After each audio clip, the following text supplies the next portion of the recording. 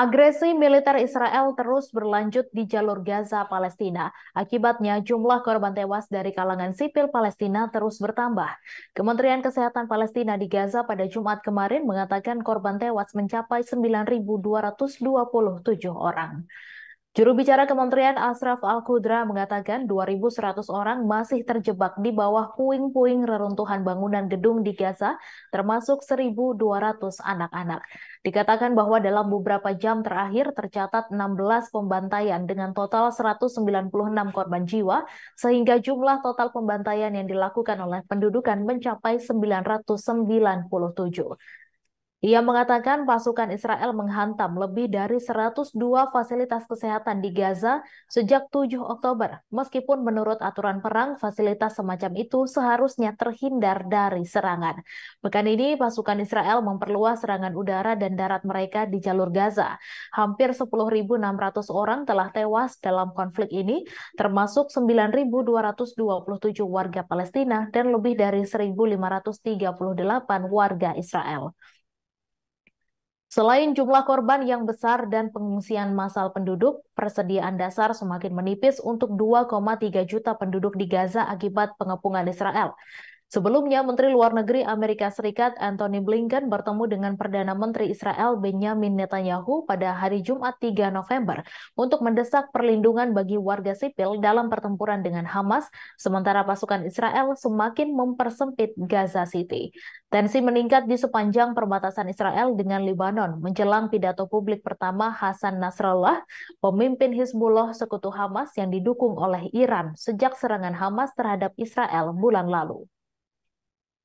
Sebanyak 1.100 orang termasuk ratusan warga Palestina, pemegang paspor asing dan puluhan yang terluka telah meninggalkan jalur Gaza melalui perbatasan Rafah dalam beberapa hari terakhir dalam kesepakatan antara Amerika Serikat, Mesir, Israel, dan Qatar yang menjadi mediator dengan Hamas.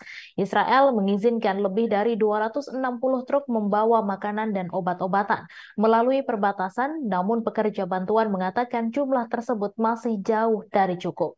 Otoritas Israel tetap menolak mengizinkan bahan bakar masuk sehingga persediaan di rumah sakit semakin menipis. Sementara itu, Perdana Menteri Israel Benjamin Netanyahu menolak gencatan senjata sementara kecuali Hamas membebaskan seluruh sandera Israel. Pernyataan ini diucapkan Netanyahu lewat pidato di televisi seusai pertemuan dengan Menteri Luar Negeri Amerika Serikat Antony Blinken pada Jumat kemarin. Netanyahu mengatakan Israel akan terus menggempur maju dengan seluruh kekuatannya. Sementara itu, Blinken terang-terangan menyerukan Israel untuk menghentikan sementara operasi militernya agar bantuan kemanusiaan bisa masuk. Blinken menyebut situasi saat ini justru akan memicu radikalisme lebih lanjut di Palestina dan secara efektif mengakhiri prospek perdamaian untuk mengakhiri konflik. Ia menambahkan jeda kemanusiaan dibutuhkan untuk melakukan pengiriman bantuan bagi warga sipil Palestina di tengah krisis kemanusiaan yang kian parah di Gaza. Namun seruan itu teredam oleh pernyataannya yang ambigu. Blinken kembali menyatakan dukungan Amerika Serikat bagi Israel yang disebutnya berhak mempertahankan diri dan mengambil langkah-langkah yang diperlukan untuk memastikan hal itu tidak terulang lagi.